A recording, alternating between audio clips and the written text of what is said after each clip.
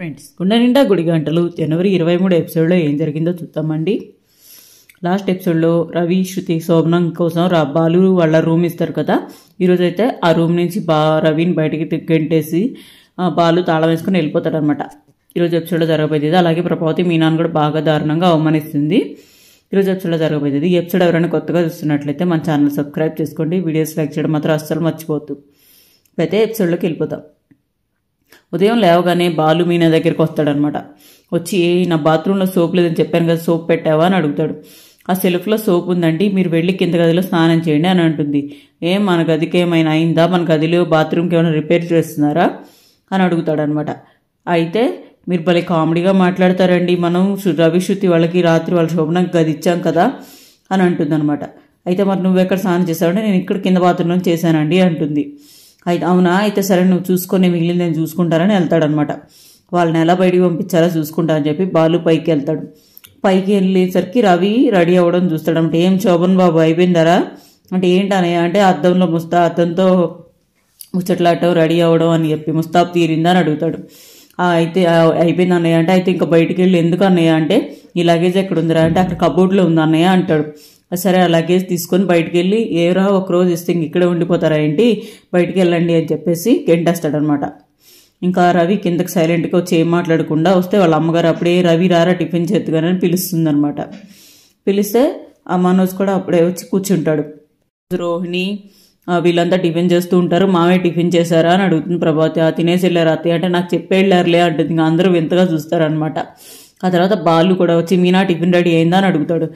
అయితే ఇక్కడ కూర్చోండి అంటే, ఈ జీవరాశులు ఉన్న దగ్గర నేను కూర్చోనిలే అని నాకు పెట్టి నేను నిలబడే తింటారంటే, నిలబడి తింటే ఒంటికి పట్టదండి, కూర్చొని తినండి అంటే, పట్టినంతవరకే పట్టితులే నేను టిఫిన్ తినేదాన్ని కలిసి కూర్చొని తిన్నాను, వాళ్ళంతా మర్యాదస్తులు కదా, వాళ్ళని కూర్చొని తినమను, ఈ ప్రభావతమ్మ కొడుకుని తెచ్చుకుంది కదా, సంకరేసుకొని గోరుముద్దలు తినిపించమని చెప్పి వెళ్ళిపోతాడనమాట.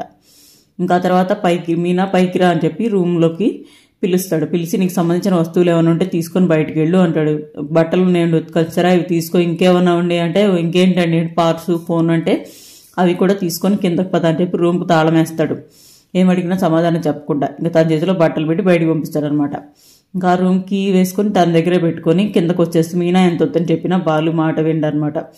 ఆ విషయాన్ని గమనించిన ప్రభావతి ఏంట్రా మళ్ళీ తాళం వేసావా అని చెప్పి కోపడుతుంది అనమాట. వాళ్ళకి తాళం వేసుకుని వెళ్ళిపోతే శృతి ఎక్కడ ఉంటుందిరా అని బాలుని అడుగుతుంది. ఆ విషయం వాళ్ళు నువ్వు ఇంటికి తీసుకొచ్చే ముందు ఆలోచించాలి.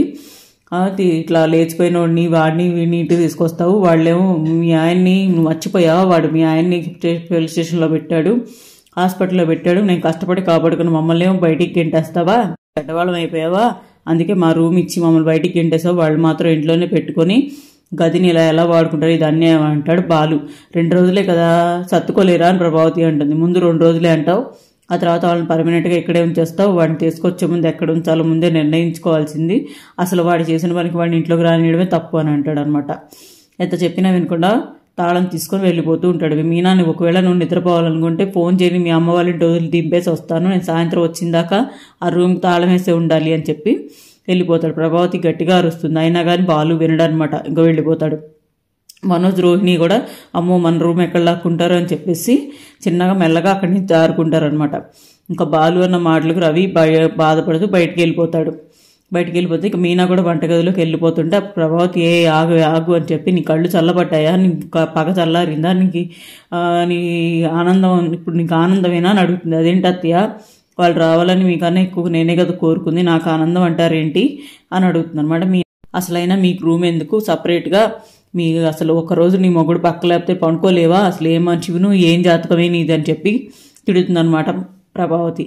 ఇంకా ఆ మాటలకి మీనా బాధపడుతూ వంటగదిలోకి ఏడ్చుకుంటూ వెళ్ళిపోతుంది అనమాట. ఇంకా బయటికి వెళ్ళిన రవి ఏడ్చుకుంటూ బయటికి వెళ్ళిన రవి లోపలికి వచ్చి లగేజ్ తీసుకొని వెళ్ళిపోతూ ఉంటాడు. అమ్మ నేను వెళ్ళొస్తాను అంటే, ఎక్కడికి వెళ్తావురా అని అడుగుతుంది ప్రభావతి. ఆ మాత్రం షెల్టర్ ఇచ్చుకోలేకపోతే ఎలాగమ్మా, వాళ్ళ ఇంట్లో తన లాగ్జరీగా పెరిగింది, ఇక్కడ ఇలా రూమ్ కూడా లేదంటే తన ముందు నాకు అవమానం అవుతుంది, అందుకే నేను వెళ్ళిపోతాను, లేదంటే వాళ్ళ ఇంటికైనా వెళ్ళిపోతాను అంటే, ఇల్లరికం వెళ్తావా అని అడుగుతుంది.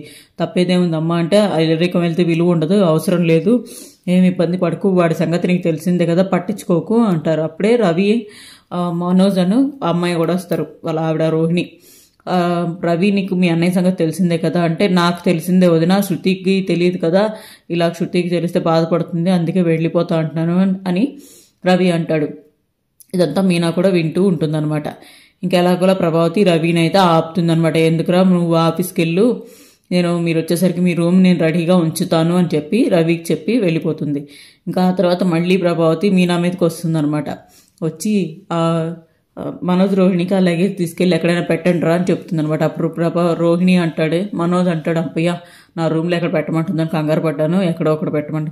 వాళ్ళు అలా లగేజ్ తీసుకొని మెట్లు ఎక్కుతున్నారో లేదో ప్రభావతి మళ్ళీ వెళ్ళి మీనాన్ని అడుగుతుందనమాట. ఇప్పుడు బాగుందా, నీకు ఆనందంగా ఉందా, నీకు కడుపు మంట చల్లారిందా, అసలు అదేం తాతయ్య మీరు నన్ను ఎందుకు అంటున్నారు, నేనేం చేస్తాను, అసలు వాడికి నోరు పోసింది నువ్వే కదా, వాడికి అన్నీ ఎక్కిచ్చి చెప్పి వాడిని కొంగును కట్టేసుకొని తిరుగుతున్నావా, ఒక్కరోజు రూమ్ లేకపోతే ఉండలేవా, నీ మొగుడు పక్కన పడుకోకపోతే ఉండలేవా, అసలు నువ్వు వాళ్ళిద్దరు పెద్దింటి కోడళ్ళు, నువ్వు మీ ఇంట్లో ఇది ఉందా, ఇది లేదు కదా, నీకెందుకు ఇది అని చెప్పేసి మీ నాన్నైతే బాగా తిడుతుందనమాట. అసలు అత్తయ్య మీరు ఇందాకే పెద్ద పెద్ద మాట్లాడినారు, మీరు ఇలా మాట్లాడడానికి వీల్లేదు, అసలు మీరు నా గురించి ఏమనుకుంటున్నారు అని చెప్పి మీనా అయితే బాధపడుతుందనమాట.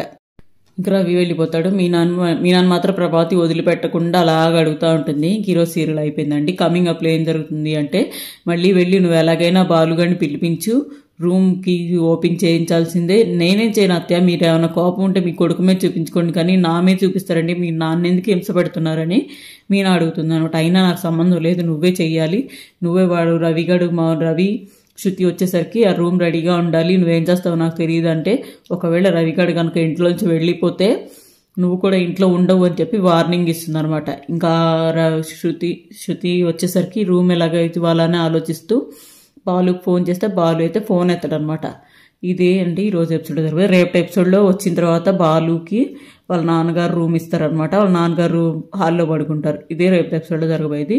ఈ ఎపిసోడ్ ఎవరైనా కొత్తగా చూస్తున్నట్లయితే మన ఛానల్ సబ్స్క్రైబ్ చేసుకోండి. వీడియోస్ లైక్ చేయడం మాత్రం అస్సలు మర్చిపోతుంది. Thank you so much for watching.